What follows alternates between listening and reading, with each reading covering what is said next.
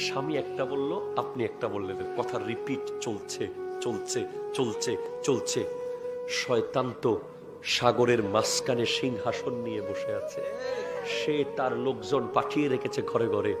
শয়তানের কর্মচারী এসে বলে, ওই জায়গায় আগুন লাগাইছি, আরে কিচ্ছু করস নাই, যা, এটা কোনো কাজ হইলো? অমুক জায়গার ফ্যাক্টরি ধ্বংস করে দিছি, আরে কিছুই হয় নাই। দুই ভাইয়ের মধ্যে ঝগড়া লাগাইছি, কিচ্ছু করস নাই, বেটা ছোট কাজ, এই তুই আয়, কি করছিস ক? অমুক জায়গায় স্বামী আর স্ত্রীকে আলাদা করে দিয়েছি। শয়তান তখন বলে, আয়, তুই আমার বুকের মধ্যে আয়, তুই একটা কাজের মতো কাজ করছস। এজন্য সব সময় যখন স্বামী স্ত্রীর ঝগড়া হয়, সেখানে শয়তান আপনার মাথার মধ্যে যুক্তি এনে দেবে বারবার। আপনার স্বামীর বিরুদ্ধে আপনাকে বহু লজিক মাথায় এনে দেবে, আপনাকে অহংকারী বানিয়ে তুলবে, আপনার কথার মধ্যে স্পিড চলে আসবে। এমনি আপনি এত কথা বলতে পারেন না, কিন্তু স্বামীর সাথে ঝগড়া হলে দেখবেন আপনার কথার মধ্যে মজবুতি এসে গেছে। আর স্বামীও অন্য জায়গায় এত কথা বলতে পারে না, বিবির সাথে যখন ঝগড়া শুরু হয় তার কথার মধ্যে অ্যাটাক চলে আসে। ঠিক কিনা কথা বলে? বিনিময়ে কি হয়? সন্তান। একটা সন্তানের জন্য এটা মৃত্যুর মতো।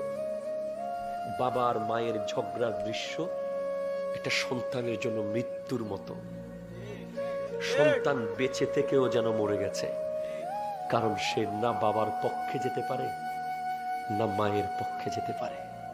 সে সন্তানের কাছ থেকে আপনার আর ইজ্জত থাকে না, সে আগ্রাসী হয়ে যায় আস্তে আস্তে। সন্তান এগুলো দেখতে দেখতে এক সময় অ্যাটাকিং হয়ে যায়, সে প্রতিবাদ করতে শুরু করে। এক সময় তার কাছে আপনার ব্যক্তিত্ব আর রইল না। সেজন্য মাদেরকে বলবো, আপনার স্বামী যদি কোনো কারণে রেগে যায়, আপনি একটা কথা বলেন, স্বামী, আপনি যা বলেন তাই সত্য, আপনি সেরা, আপনি বেস্ট, আমার ভুল হয়েছে, আমি দুঃখিত। আর স্ত্রী যদি কোনো কারণে রেগে যায়, স্বামীও কি বলবে?